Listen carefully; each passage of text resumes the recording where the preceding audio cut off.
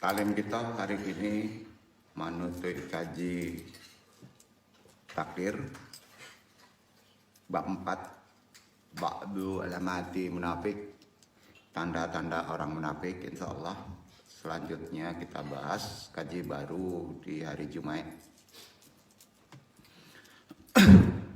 Assalamualaikum warahmatullahi wabarakatuh. Waalaikumsalam warahmatullahi wabarakatuh. A'udzubillahi minasyaitonirrajim. Bismillahirrahmanirrahim. Alhamdulillah nasta'inuhu wa nastaghfiruhu wa na'udzu billahi min syururi anfusina wa min sayyi'ati a'malina. Man yahdihillahu fala mudilla lahu wa man yudlil fala hadiyalah. Wa asyhadu an la ilaha illallah wahdahu la syarikalah wa asyhadu anna Muhammadan abduhu wa rasuluhu. Berdoa kita sebelum taklim kepada Allah, mudah-mudahan taklim kita dilancarkan. Rabbi syahri syadri wa yassir li amri wahlul 'uqdatam min lisani yafqahu qawli. Ya Allah, mudah-mudahan pentaklim dan yang ditalimi dimudahkan segala urusannya dalam menjalani kehidupan ini. Amin amin ya rabbal alamin. Ajali wajiro min ahli rabbana bainana wa baina qaumina bihaqi anta khairul fatikin. Syahadatul masyayikh ulama nang aja iwan ya ma'a rahimakumullah amma ba'du. Kita awali taklim kita dengan hadis Nabi ya. Melanjutkan taklim kemarin, pendalamannya tentunya. Yang diriwayatkan di sini oleh Al-Baihaqi tentunya sahih. Nabi sallallahu alaihi wasallam bersabda, bismillahirrahmanirrahim. Hamasyai malaku zubara irabi qalbi anaruhalan tamutata tukmila rizqoha. Malaikat Jibril membisikkan di dalam hatiku, kata Nabi, bahwa suatu jiwa tidak akan mati hingga telah sempurna rezekinya. Ya. Hadis riwayat Abu Naim Al-Baihaqi dari Ibnu Mas'ud sahih. Tentu saja salah satu bentuk dari rezeki yang kita terima dari Allah. Jiwa itu kehidupannya terkait dengan apa yang disebut nufus atau nafas. Al-anfas ya. Betul kan? Dari hadis tadi pemahaman kita bisa berubah.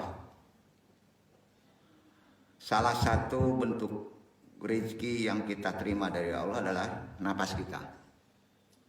Setuju? Ya. Bukan pengertian rezeki uang banyak. Ya, artinya nah ini kaitannya dengan syukur. Dengan kita masih diberi umur panjang, ada napas saja, alhamdulillah. Ya. Nah, kalau napas memang bagian dari rezeki yang Allah berikan, sudah jelas kan? Maka jatah secara logika ini hukumnya asbab. Ya. Cara bernapas seseorang muslim bisa mempengaruhi panggilan ajal dari Allah. Sadis bener kajinya. Itu asbab. Betul kan? Nah, artinya gini bahasa mudahnya ya. Semakin irit penggunaan, semakin tenang penggunaan napas kita. Jatah pernapasan kita semakin panjang usianya. Gitu. Ya, hukum logikanya gitu. Oh, ya. Jadi jangan banyak maraton. Nah, Allahu Akbar. Terlebih lagi jika kita mau mencermati dari sisi kesehatan. Ya. Ya. Baik itu ilmu epistemologi, sains kesehatan umum maupun sains kesehatan secara Islam. Biasanya orang yang jiwanya tenang, nah, maka ia akan semakin sehat. Napasnya tenang, irit, nggak tergesa-gesa. Pasti badannya sehat. Ya, orang yang asma gimana Pak? Nah, ya, napasnya bermasalah kan? disedot kan ya, gitu ya. Dan ciri orang yang jiwanya tenang adalah tidak boros napasnya gitu. Ya, pasti itu ya. Orang marah gimana, Pak? Kayak pacu kuda kan? Jadi nggak boros napasnya. Ia terbiasa bernapas dengan teratur dan dalam, sehingga penggunaan napas pun irit. Setuju? Tenangkan dulu. Nah, kalau terbiasa nggak terpikirkan lagi, ya, maka dia sehat. Ini karena nggak bisa dibiasakan. Makanya kalau ada yang membedakan olah pernapasan gaya YMA Nung Cikui, ada yang membedakan, ada yang Nung Cikui, gitu ya, betul kan? Sama Nabi suruh mana? Betul. Mana kuatin napasnya, Pak? Nyasar kemana-mana enggak? Bahkan suruh irit, tahan napas. Setuju? Ya.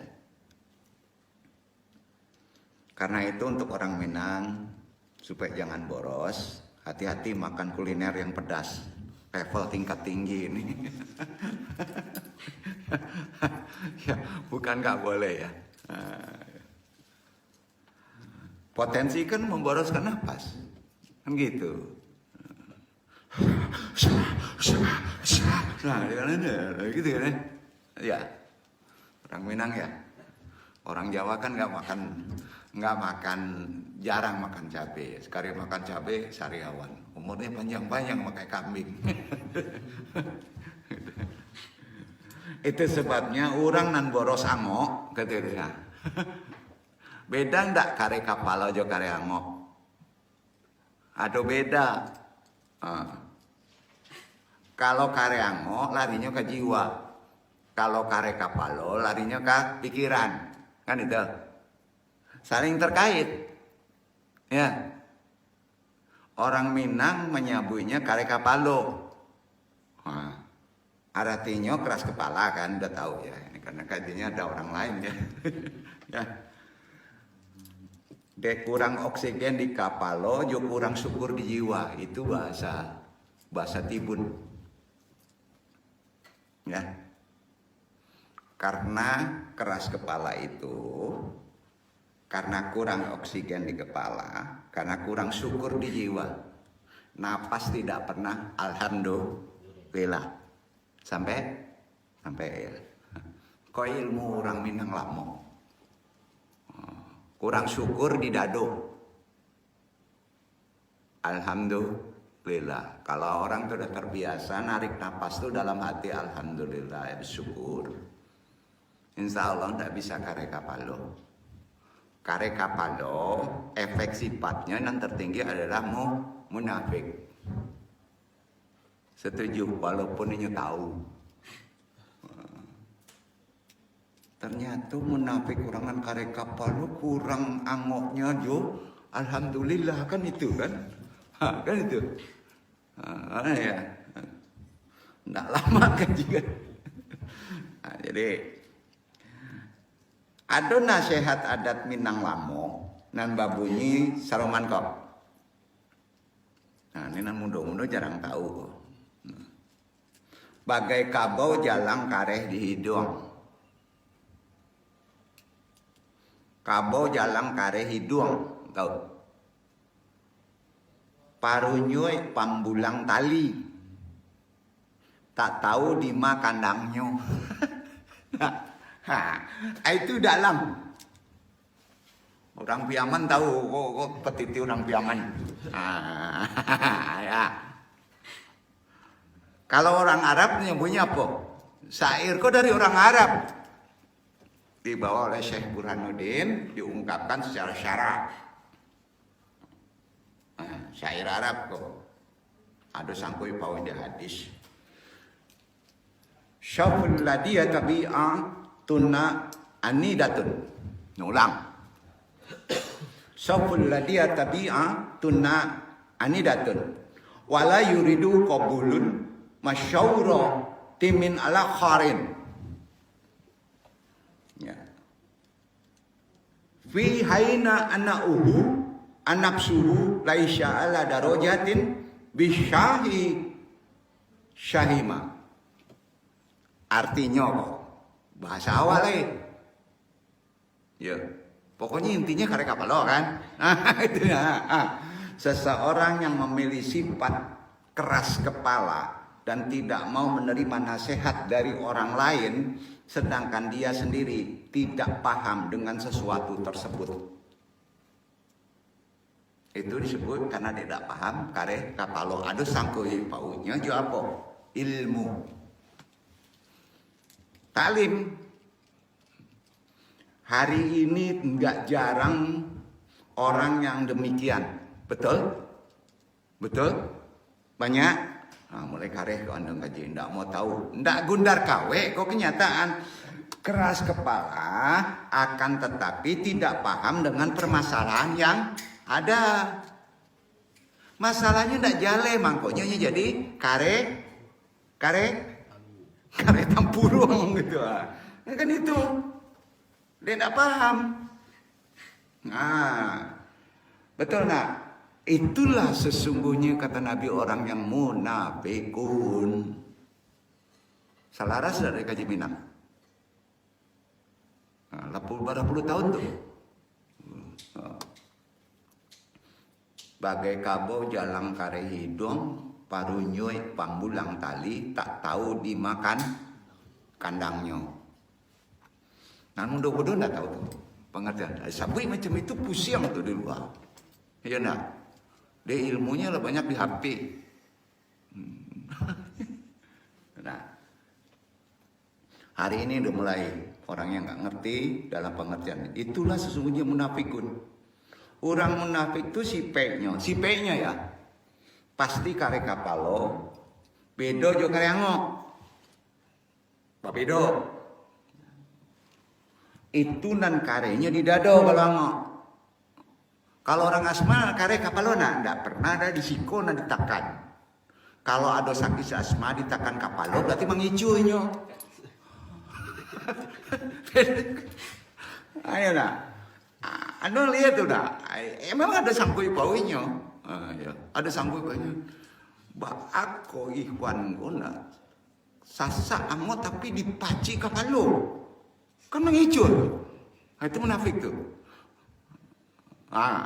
Itu cetak hijau seorang pak.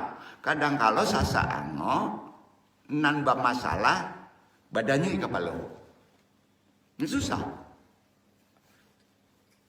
Karyanya di dado sebenarnya, tapi orang memacinya di kapalo. Penyakit asma pangkanya itulah dek.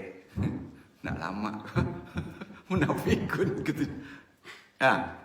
Biasanya elok-elok orangnya kok, karena membuang di mukonya itu elok, betul nggak? Di sini kok nggak ada loh. Alhamdulillah. Hati-hati, Andung hanya bisa mengingatkan ya, di sini dalam perkara-perkara yang gampang ya, tapi berat ya. Menjadi ahli agama, ya. Andung pengen jadi ahli agama. Ditambah SAG umpama lado nari SAG alhamdulillah, atau kiai atau abuya atau mumalik nasihat andong kan meminta andong tuntun taruina ya. Amatlah sulit bisa steril dari orang munafik dan kaum pecundang orang yang beragama itu. Setuju?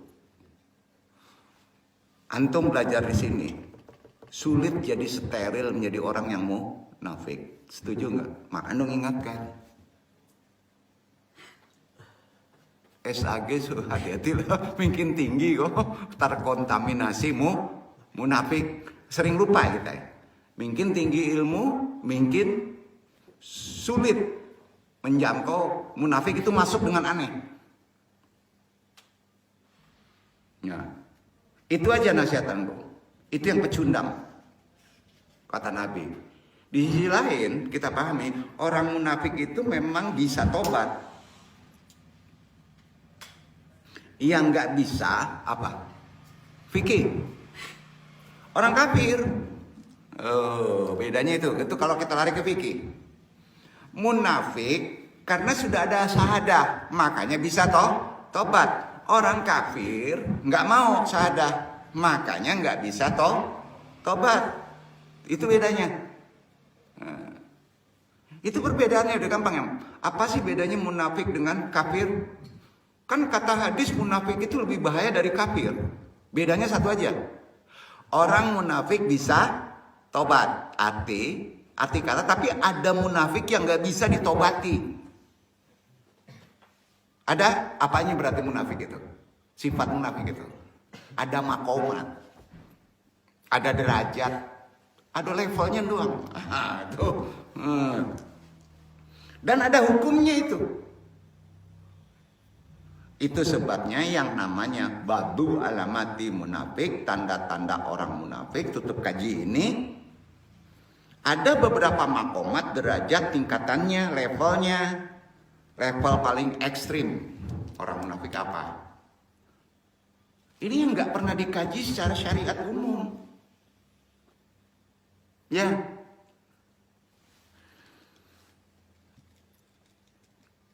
Level paling ekstrim adalah finnar. Apa? Finnar. Itu yang tidak beriman kepada Allah dan Rasul. Itu level tertinggi. Pura-pura iman tapi hakikatnya tidak iman. Ini wilayahnya sangat pribadi. Sulit diketahui oleh kita. Betul kan? Yang bisa lebih berbahaya dari orang kafir. Itu pengertian finnar. Level finnar. Nggak kelihatan. Tapi kalau kelihatan nggak percaya bahwa Tuhan. Itu levelnya masih rendah bro. Munafik kecil lah, bukan munafik akbar. Nggak apa-apa, didik aja. Ya, yang ditakutkan kurang ilmu. Di dalam Al-Quran Allah berfirman bahwa orang munafik seperti ini akan ditempatkan di level apa? Level makomat derajat paling rendah di neraka. Itu makanya munafik ada levelnya, karena ada dasar firmannya. Levelnya, ada tulisan levelnya. Finnar itu, maka disebut berdasarkan Quran surat At-Taubah ayat ke-67. Tidak pakai basmalah, nggak perlu lagi. Betul nggak? Karena levelnya finnar, pasti levelnya di bawah dibaca ikhwan.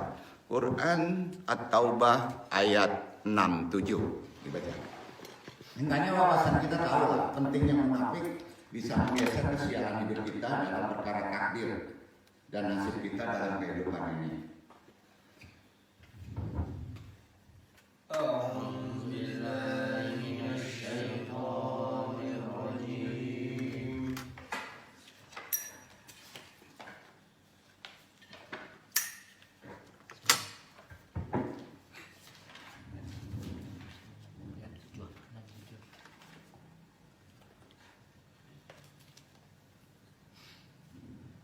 Al-munafiquna wal munafiqatu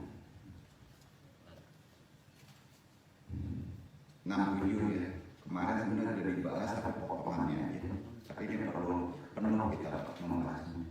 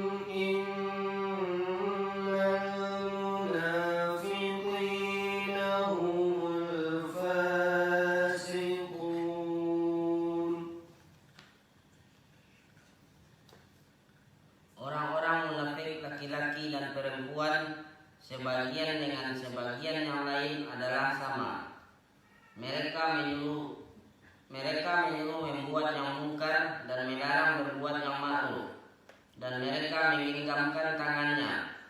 Mereka telah lupa kepada Allah, maka Allah melupakan mereka. Sesungguhnya orang-orang munafik itulah orang-orang yang fasik. Fasik ya, di sini masih ada fasik ya. Karena apa? Karena ini fasik itu mereka menggunakan tangannya, kalau menggunakan kikir, pelit, ya artinya pelit, ya. Sedangkan derajat tertingginya termaktub di An-Nisa. Coba ya baca An-Nisa ayat ke-145. Itu levelnya anak tadi di An-Nisa yang menjabarkan tadi. Kita kupas surah ini supaya kita tahu bisa mencari takdir kita terbaik ya. Itu maksudnya ya, menurut saya.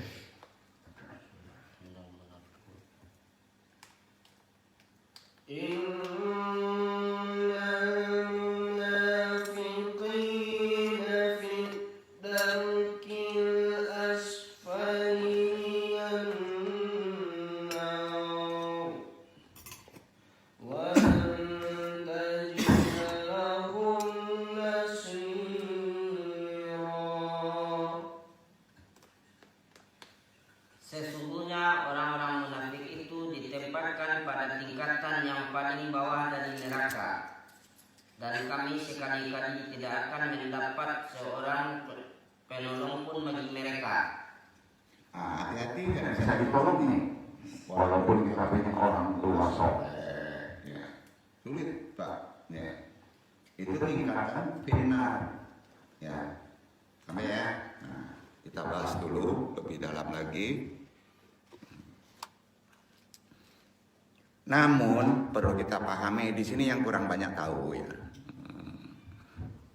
Kalau yang tahu nggak perlu dong sampein ya. Yang kurang tahu aja ya. Ada munafik yang beriman. Percaya nggak? Beriman kepada Allah, beriman kepada Rasul. Mereka percaya bahwa kiai itu orang baik. Kiai umpamanya nggak SAG nggak enak. Hanya saja mereka seringkali berbohong. Hati-hati udah SAG berbohong fasik antum. Ya. Umpamanya ini sering ngakali proposal lah. Maaf ya. Misalnya ini tidak termasuk munafik kelas berat. Bukan di An-Nisa, ya. Ibarat tinju kan ada kelas berat, ada kelas ringan, dan ini nanti tetap bisa masuk surga, insya Allah. Mungkin celupnya kaki dulu, gitu, atau tangan dulu. Karenanya namanya pangicul, kan tidak enak aja. Harus kita pahami, berbohong itu ada dua macam. Mangicu ada dua macam. Yang pertama, berbohong yang merugikan atau benar-benar berbohong. Rugi diri, rugi orang lain. Yang kedua, berbohong tapi ada juga yang tidak serius. Yang kedua ini juga tetap masuk surga. Ya. Sampai-sampai Nabi Muhammad SAW sering dikicui loh. Acok dibohongi Nabi itu, bukan Nabinya yang berbohong. Oleh siapa? Oleh sahabat. Ini benar. Contoh konyolnya sifat sahabat Nuaim yang suka mabuk dan sering ngerjain Nabi. Lihat aja tuh satu sahabat itu. Tapi dia masuk surga loh. Karena nggak serius. Bagi seorang muslim itu disebut si munaf. Apa? Si munaf. Munaf itu masih bisa masuk surga. Oh ya. Dipandang memang secara orang lain sering salah tempat. Ya, berbahaya. Kalau berbahaya berdampak pada agama, berdampak kepada masyarakat, berdampak pada dirinya, itu yang nggak bisa ditolong. munafik finar. Jadi intinya gini, kemunafikan adalah menampakkan kebaikan di depan orang lain namun menyembunyikan kejahatan dalam dirinya. Antum masih masuk surga, bro. Masih itu. Ya. Karena dia separuh. Betul kan? Orang lain nggak berdampak gitu. Nah, diajarin mengicuh pula. Enggak. Dua-dua. Kalau yang merugi, agama rugi, dia rugi, orang lain rugi. Itu yang bahaya. Nah ya. Itu sebabnya Ibnu Katsir mentafsirkan begini. Ahlul hadis nih mufasir. Kemunafikan adalah menampakkan kebaikan dan menyembunyikan kejahatan. Para ulama jumhurnya menyebutnya bentuk tingkat kemunafikan itu makanya beraneka ragam. Nah, di syariat tidak ditetapkan mana yang masuk surga bisa dan mana yang nggak ditetapkan di syariat. Ya. Jika yang disembunyikan adalah kekufuran, hati-hati, apapun bentuknya, menyebabkan pelakunya keluar dari Islam, itu yang disebut kafirun. Apa? Itu munafik besar. Sebaliknya, jika yang disembunyikan bukan perbuatan kekufuran, tidak menyebabkan pelakunya keluar Islam, ada harapan bisa masuk surga. Itu yang dibahas di syariat makomatnya. Jadi ada fikih yang sifatnya ke dalam, lebih dalam, ada fikih yang sifatnya keluar saja. Kalau kita nggak paham ini, kita nggak tahu derajat munafik mana kita. Ya, jadi yang namanya munafik ada yang besar, ada yang kecil. Adapun yang bentuknya munafik akbar besar yaitu menyembunyikan kekufuran. Munafik kecil akbar ketika berada antara isi hati dengan amal perbuatan dalam masalah kewajiban. Yang kedua inilah yang sering banyak oleh para ulama syariat, itu yang dibedah-bedah habis. Ya kan? Dan mereka menafsirkan dari sabda Nabi ini, yang kedua ini yang sering dibahas di syariat. Tanda munafik ada 3. Apabila berbicara dia dusta, apabila berjanji dia ingkari, jika dipercaya dia khianat, kan itu aja level tertingginya. Padahal itu masih ada harapan bisa masuk surga, bukan gampangin kaji, bukan. Aneh. Jadi kita harus tahu yang paling beresiko gimana. Sekarang gini, berdusta sulit nggak kita? Sulit, bro. Zaman sekarang kadang-kadang kita kalau nggak bohong kita mati. Betul nggak? Antum kelibet riba nggak? Sulit. Berjanji gimana? Acok mengingkari, apalagi jo pacarnya. Sulit. Percaya gimana? Iya enggak, betul kan? Jadi masih ada harapan nih, karena sifat manusia itu ada begitunya. Tidak masuk kan? Ya. Hadis ini sering ditafsirkan dengan munafik kecil. Nan anehnya di syariat dianggap munafik besar. Karena itu Ibnu Katsir mengatakan kan, dan kemunafikan bermacam-macam. 1, kemunafikan keyakinan. Itulah kemunafikan yang menyebabkan pelakunya kekal di neraka kalau yakin. Kemunafikan amal. Yang kedua, itu termasuk dosa besar. Kalau di amal dosa besar, Pak. Dosa besar masih diampuni. Nggak percaya? Kitabnya silakan baca sendiri. Ini 2 versi syariat dan sampai titik ke tasawuf makrifat masuk. Ya, Ibnu Katsir ini Jami'ul Ulum wa Al-Hikam. Itu kitabnya. Sampai-sampai Al-Hafiz Ibnu Rajab menjelaskan kemunafikan secara bahasa bagian dari penipuan, makar, penampakan kebaikan dan penyembunyikan kebalikannya. Dan kemunafikan dalam syariat dibagi menjadi 2. Ini syariat dulu ya. Ini supaya kita paham fikih dan tahu perbedaan batas makomat mana kita mengkaji itu kemunafikan ternyata lebih tinggi lagi levelnya, harus kita pahami karena terkait dengan kehidupan takdir kita dan nasib kita. Jadi dalam level syariat dibagi menjadi dua. Pertama, munafik besar. Seseorang menampakkan iman kepada Allah, para malaikat, kitab-kitab, para rasul, dan hari akhir, dan dia menyembunyikan itu semua, kebalikan itu semua, atau sebagainya, karena takut dikecilkan sama orang.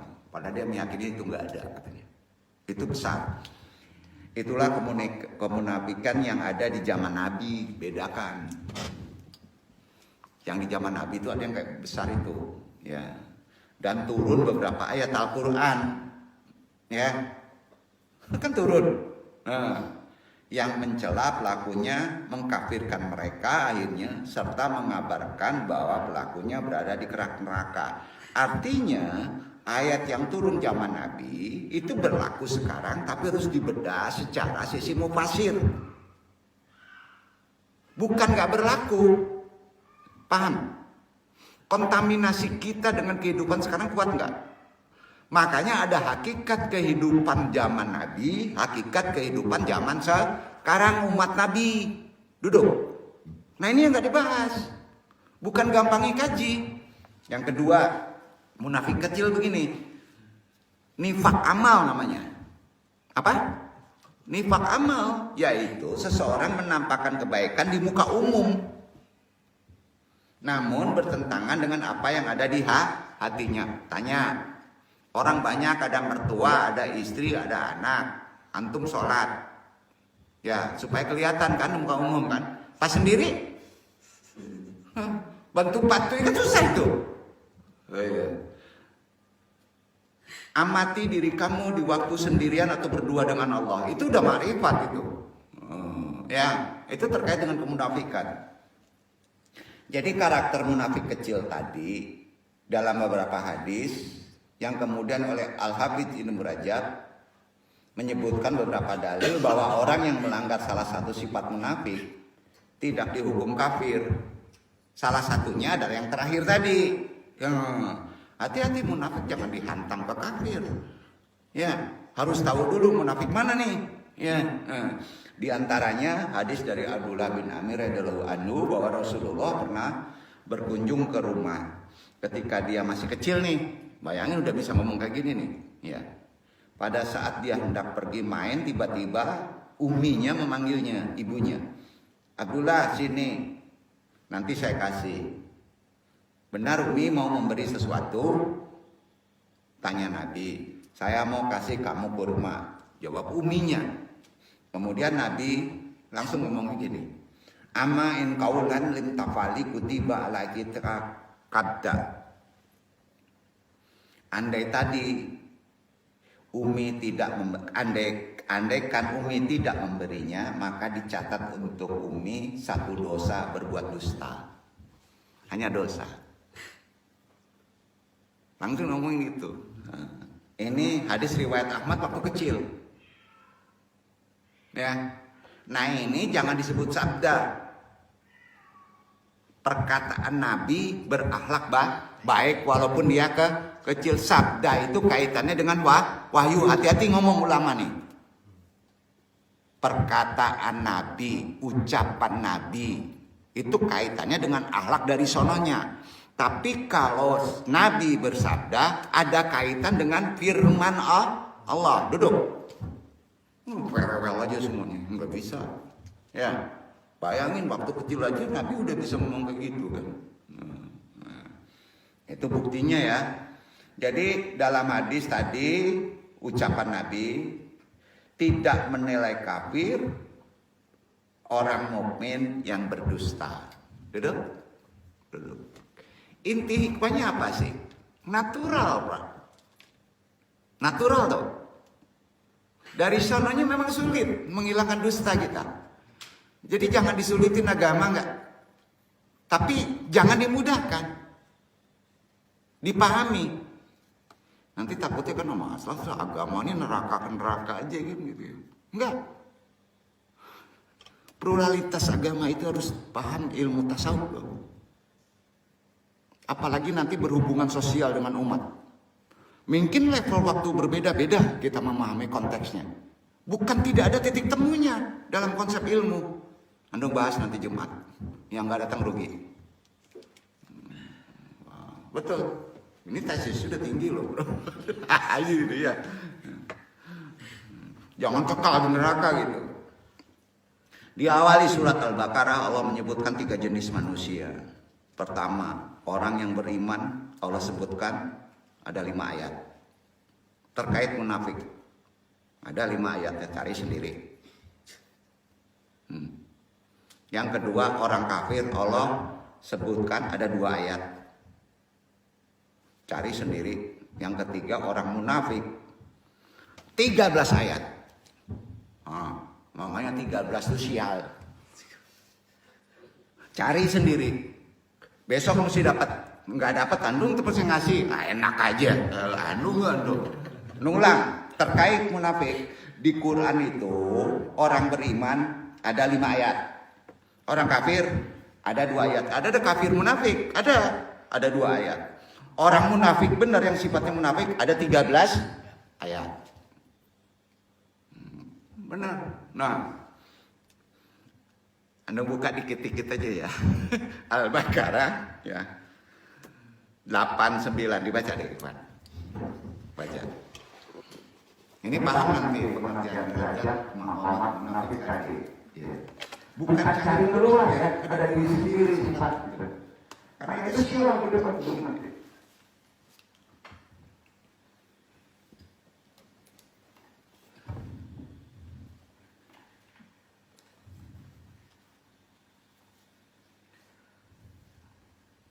ومن الناس من يقول آمنا بالله وباليوم الآخر وما هم بمؤمنين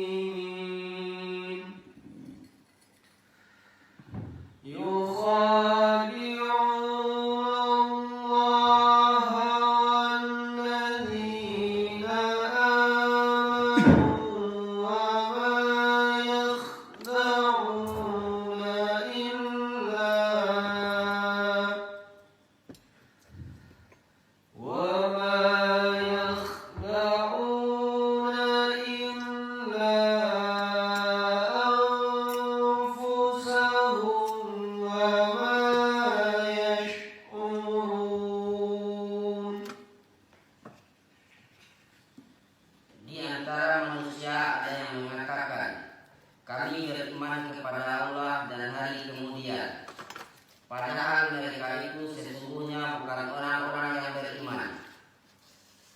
Mereka hendak menipu Allah dan orang-orang yang beriman.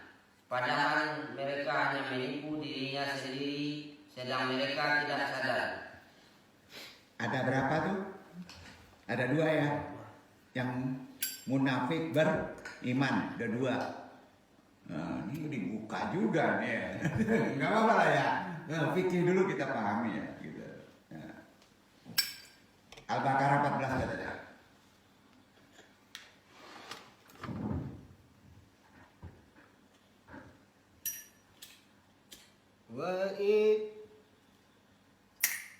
وَإِذَا لَقُوا الَّذِينَ آمَنُوا قَالُوا آمَنَّا وَإِذَا خَلَوْا إِلَى شَيَاطِينِهِمْ قَالُوا إِنَّا مَعَكُمْ إِنَّمَا نَحْنُ مُسْتَهْزِئُونَ.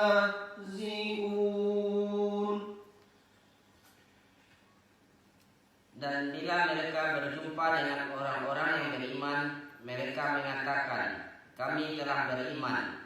Dan bila mereka kembali kepada setan-setan mereka, mereka mengatakan, sesungguhnya kami sependirian dengan kamu.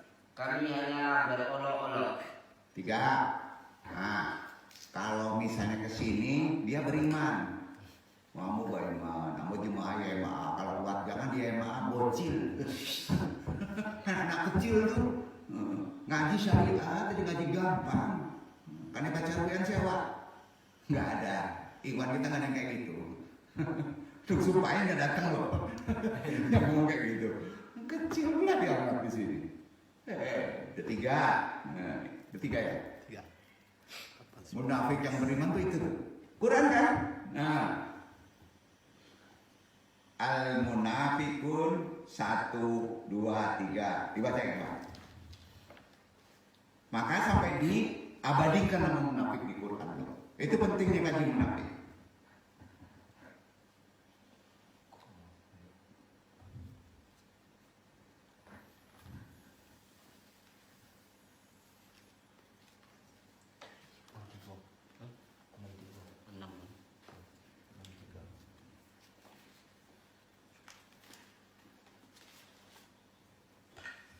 Satu dulu baca, kemudian diartikan.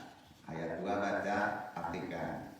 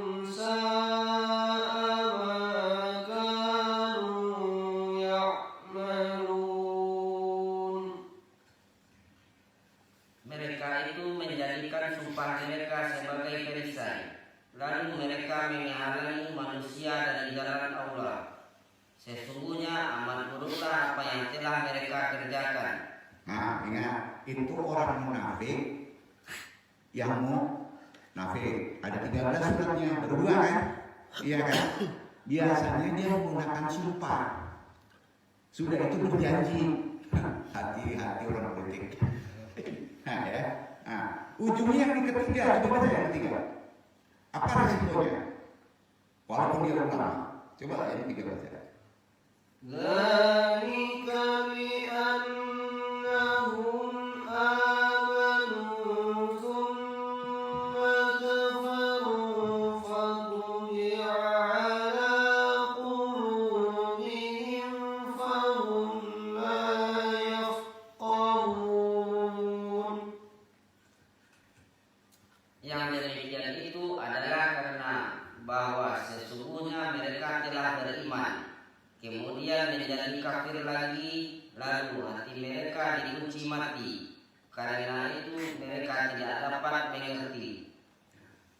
Beriman, kemudian dikafirkan, dikunci kan?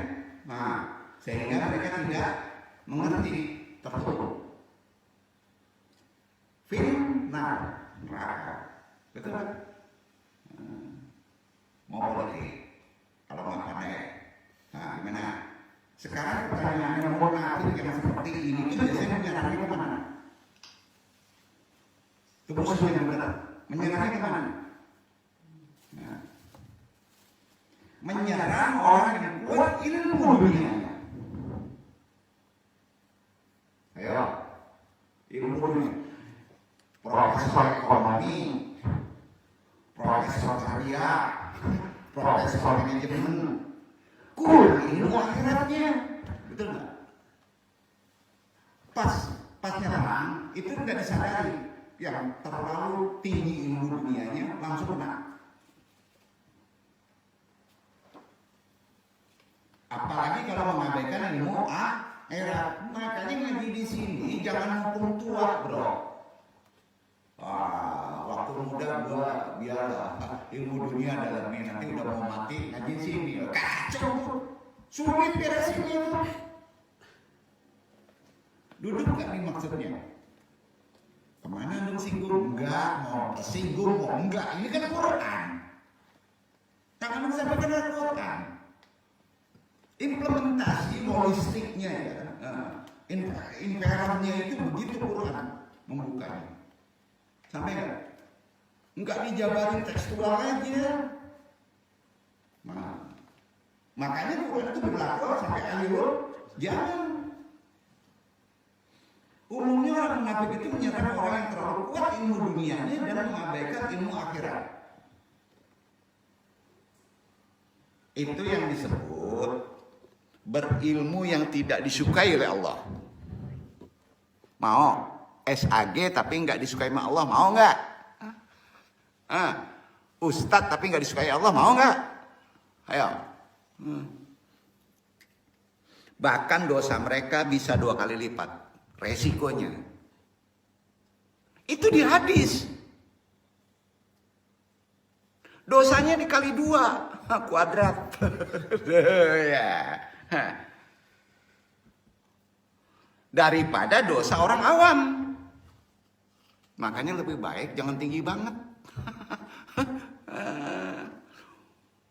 Ustadz, SAG, LC udah tinggi nih ilmu agamanya. Hati-hati nggak ngerti ilmu ini, dosa antum lebih berat daripada dosa yang nggak mempelajari agama secara lebih mendalam. Betul?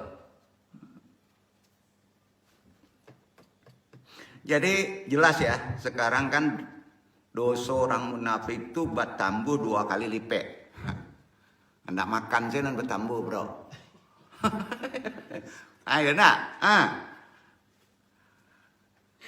Seperti diketahui dalam Al-Quran sendiri sudah dijelaskan Allah Subhanahu wa Ta'ala akan meningkatkan derajat seseorang yang beriman serta memiliki ilmu pengetahuan, kan itu.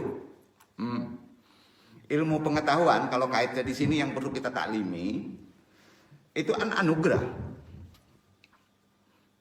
Anugerah dan ada kaitannya dengan hidayah. Antum sampai kemana-mana negeri Arab belajar ilmu kalau nggak dapat hidayah gimana? Ayo. Bisa mudah kerasukan dengan orang munafik yang ada sekarang. Alhamdulillah bukan antum sok-sokan. Mudah-mudahan antum semua duduk di sini alay. Sampainya alay. Nan ngene kok dapet hidayah. Tuh. Beda enggak sama mukanya antum jenengan di luar. Yang diberikan Allah insya Allah bukan karena antum. Itu Allah memperjalankan. Tidak mutlak mencari yang aneh-aneh, yang tinggi derajatnya, wali kutub, wali abdal, hantu balaunda. Kalau Allah ngasih hidayah, maka dimanapun di depan matamu akan mendapat hidayah. Ya. Anugerah ilmu itu, hidayah diberikan Allah kepada manusia agar bisa membedakan antara hak dan batil. Ya. Sudah itu, yang paling penting bisa memilahnya mana yang benar dan mana yang salah. Setuju? Setuju. Karenanya ada satu jenis manusia yang pandai berilmu tapi nggak disukai Allah. Allah memberikan ilmu kepada hamba-hambanya, salah satu tujuannya apa sih? Tahu? Tujuannya sampai taklim ini. Tahu, datang kemari tujuannya, hakikatnya. Ini akan kita bahas lebih dalam karena terkait hukum sosial. Tidak hubudunnya. Setuju? Itu Quran. Bukan nggak boleh mengambil dunia. Jangan terlalu menyukai dunia. Tanamkan itu. Kaget? Enggak ya? Paham ya? Tanamkan, ya Allah, saya tidak akan menyukai dunia. Tapi saya harus ambil dunia itu. Betul? Ya. Namun ketika ada orang berilmu, tetapi dia mencintai dunia, berlebihan lagi, hingga melupakan urusan akhirat, nggak seimbang, tidak furqan, maka orang seperti ini dikategorikan berilmu yang tidak disukai Allah. Setuju? Nah, dosa mereka bisa 2 kali lipat, bro. Dilakukan, masih mending jadi orang awam. Kita perlu ketahui dalam Al-Quran sendiri kan sudah dijelaskan tadi. Meningginya derajat, beriman serta memiliki ilmu pengetahuan. Ilmu merupakan anugerah yang diberikan Allah kepada manusia agar bisa membedakan hak batil. Jadi Allah itu tidak menyukai orang alim ya. Orang alim itu enggak? Orang pandai terhadap urusan dunia, tapi bodoh terhadap urusan akhirat. Nggak apa-apa, nggak pandai-pandai bener urusan dunia, nggak, no problem. Balik aja, tinggikan ilmu Quran, tinggikan ilmu dunia, makan kajian doa bisa-bisa, nggak masalah. Karena hakikat hidup kan nggak di sini. Ayo, ini nggak tidur itu kaji sambilan dah. Itu urusannya nanti. Gue yang penting profesor dulu kejar. Waduh, kacau nih. Nah, nggak bisa, Pak. Oh, kok jadi promotion dong ya? Ikhlas ya? Masya Allah. Orang yang alim di bidang duniawi, tapi bodoh dalam urusan ukrawi, maka apabila melakukan sebuah dosa, alim bener ilmu dunianya nih, sampai tingkatan S7 lah gitu ya. Bukan gak pandai ya, bodoh, jahlun urusan dunia.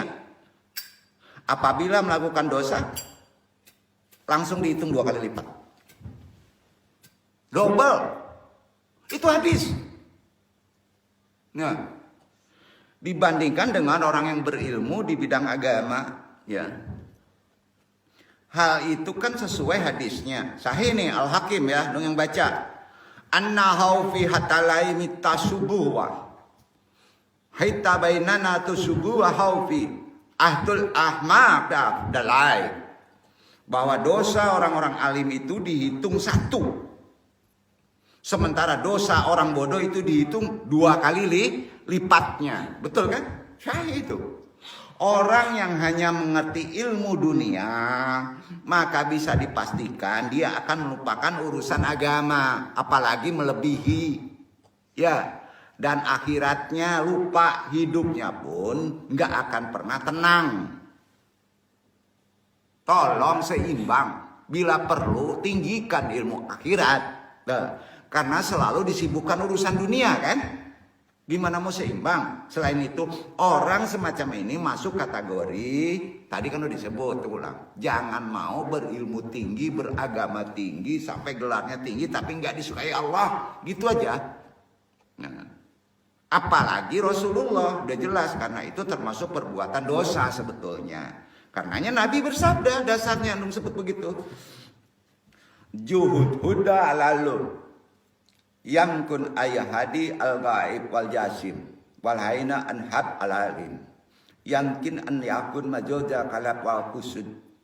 Juhud dunia itu bisa menenangkan hati, bro, tidak mencintai dunia, dan juga akan menyenangi badan. Sedangkan cinta dunia itu bisa merepotkan hati dan badan. Jadi perkataan juhud ini apa? Makrifati. Bukan berarti manusia lantas tidak bekerja untuk memenuhi kebutuhan hidup dirinya dan keluarganya. Setuju? Bukan berarti begitu. Karenanya kembali ke pangkal kaji, tutup kaji, jatah napas. Harus diketahui. Jatah jiwa dihidupkan napas. Harus kita pahami. Yang anehnya jatah jiwa napas kita oleh orang zaman sekarang sering terlupakan.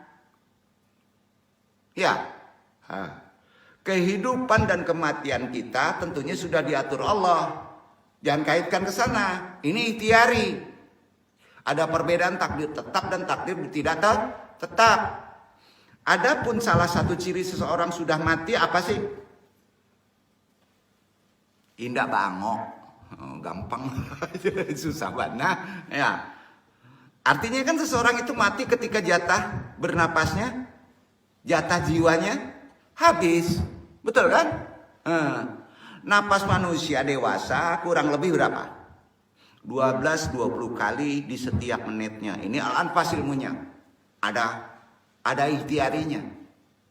Ya. Berapa sih kurang lebih? Orang dewasa itu sekitar 12-20 kali di setiap menitnya. Itu batasannya ya secara awam. Ambil rata-rata di 16 kali per menit. Hitunglah. Besok pakai tasbih hitungnya jangan alhamdulillah asma Allah aja ya. Hitung. Per menit itu 16 kali biasanya. Kalau kurang, asma jangan-jangan ya. Kalau lebih, jangan-jangan tekanan darah tinggi ya. 16 kali ya. Per menit tuh ya. Dimana sekali napas adalah sekali menghirup, menahan, mengembuskan 3. Ya, kan sekali napas tuh. Bukan 1 enggak. Ya.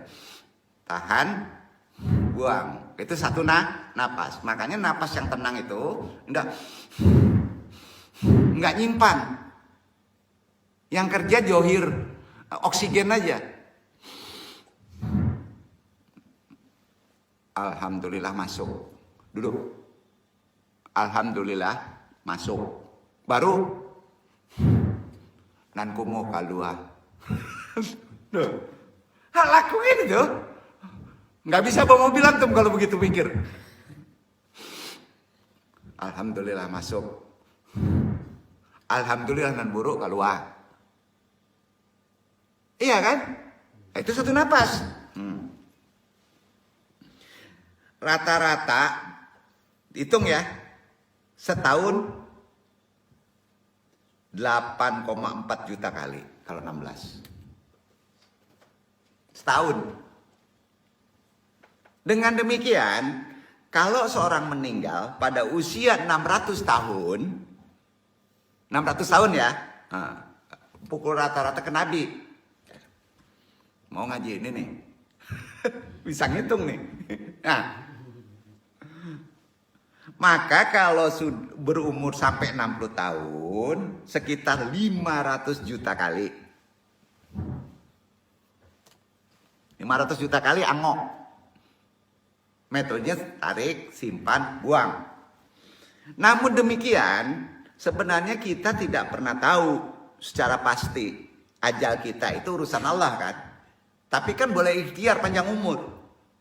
Ya. Ajal kita nggak ada yang tahu. Bukan karena faktor waktu. Tahu? Tapi karena jatah napas antum kalau ingin panjang harus dirubah. Paham nggak maksudnya? Jangan salahin waktu dong. Jadi kalau orang meramal dalam hukum waktu,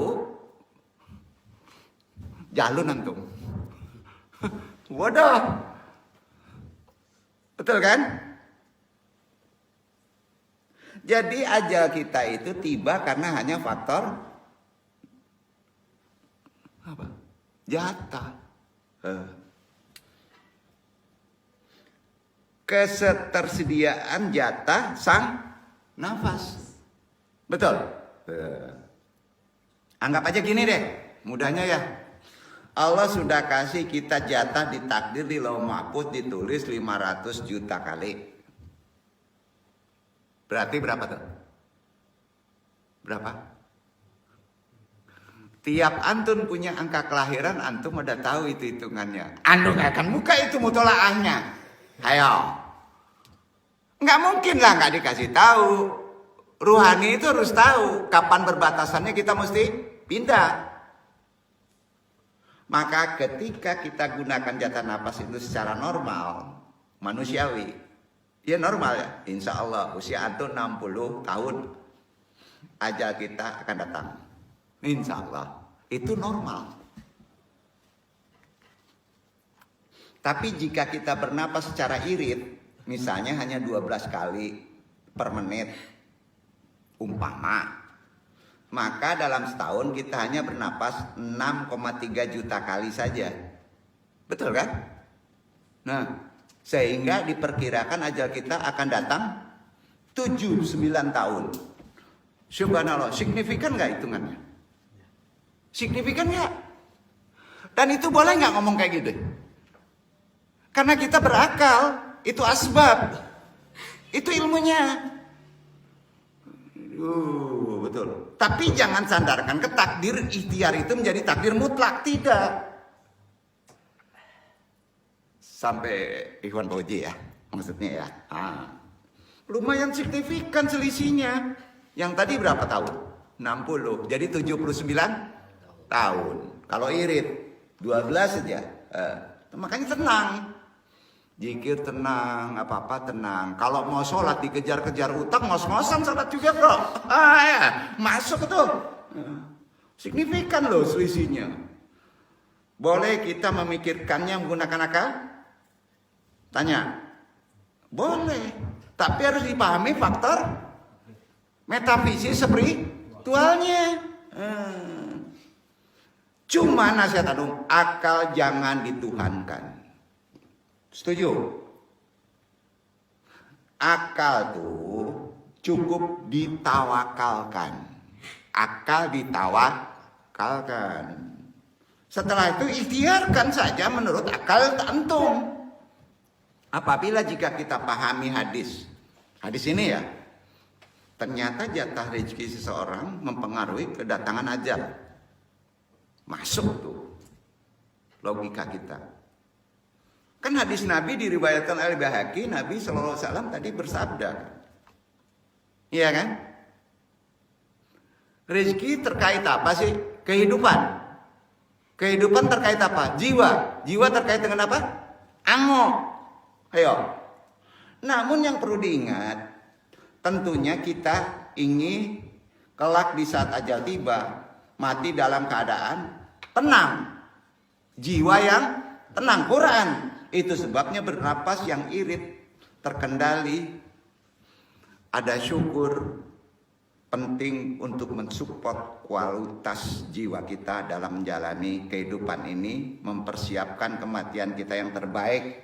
Karenanya ulama hikmah dahulu ada disiplin ilmu nufus alfas dan nafus ya, atau yang disebut ilmu pasan, bukan masalah dibid'ahkan, malah disesatkan. Untuk manusia sekarang ini kan begitu. Menyesatkan karena tidak paham ilmu, dimunafikkan. Nah, karena hal ini terkait dengan hukum sebab musabab kan? Iya kan? Nah, bagi orang-orang yang berakal akan tahu. Masya Allah. Ini penting, makanya di zikir nafas itu juga penting, tapi tingkatannya harus paham dulu dalam konsep kehidupan masalah takdir tadi. Barakallahu fiikum. Amin Allahumma amin. Wassalamualaikum warahmatullahi wabarakatuh.